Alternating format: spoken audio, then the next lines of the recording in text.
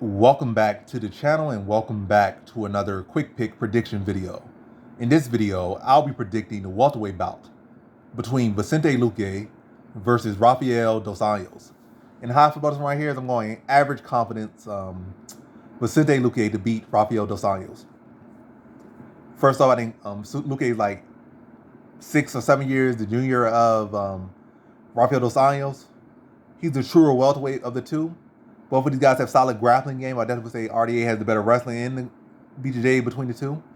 But as far as applicable grappling, I feel like Luque should be able to address the grappling of RDA, and I don't feel like RDA will be as consistent or as successful with his wrestling. I feel like he can have, decent success, but I don't think he can be able to take him down and control him. Definitely don't think he'll be able to finish him on the feet or on the ground. And I also can say, Luque took the damage, or they both took damage in the last fight. But I feel like Luque can do a better job of dishing damage. I think Luque has a better chance of finishing this fight, would it be by submission or TKO. Whereas I feel like if Dos Anjos win this fight, it's probably gonna be like a grindy wrestling, probably looking to kick the leg, kick the body, throw him off balance, and look to take him down and ground out a 5-round decision, like some way like that. Whereas I feel like Luque is the one, he can win a decision, he can win a stoppage. I definitely think he wins by stoppage, but I see 3 avenues to victory where I see only 1 avenue for Dos Anjos. Dos Anjos not typically, even at lightweight, he's not typically a one-punch finisher. At welterweight, he's especially not a one-punch finisher. Luque is not either, but Luque is a finisher at this weight class. He's a finisher in general. And that's again by sub or TKO or KO or whatnot. Yeah, I just think RDA is getting up there in age, pushing 40. The TRT is not around. This is not like what 2014 or whatnot, 2013, 2014. This is 2023, like 10 years removed from that era, TRT era. These older fighters, like some of them, they can stick around just off skill, and RDA does have the skill, but he don't get that complete rejuvenation boost that's going to put him at 40 years old fighting for a title fight or whatnot.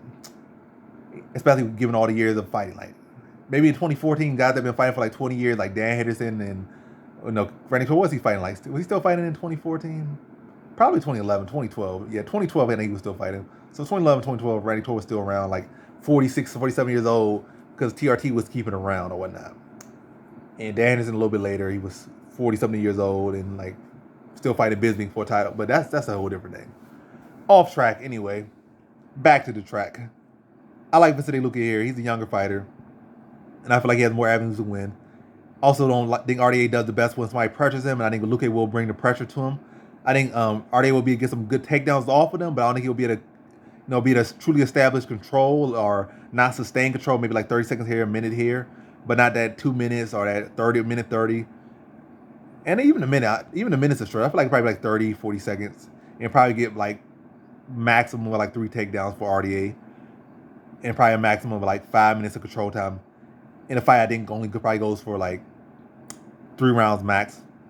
I'm gonna lean to second round TKO though for Vicente Luque. I think he'll be the pressure, even gets taken down, pop back to his feet, even threatening RDA with some submission attempts just to give RDA something to think about, threaten with a submission, or use the submission to negate the takedown attempt, and probably throw some knees, like in type of like a guillotine type front headlock type situation. Throw some knees, disengage, and continue to just pressure him.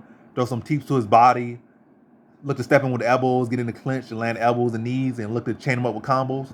That's really, I think, Vicente Luque is going to be the pressure RDA, address the wrestling, pressure him, address the wrestling and grappling, put him on the back foot, pressure him, hit him with combinations, and make him pay for the takedown attempts,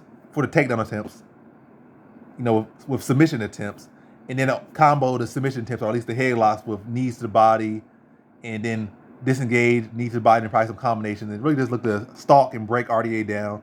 And I think he puts RDA away. I was saying second, I'm gonna say third. So third round TKO for Vicente Luque. Just pressure, address the wrestling and grappling. Pressure, make him pay. Pressure, tag him up, combo him, and put him out third round. So in this one, I have Vicente Luque via third round TKO.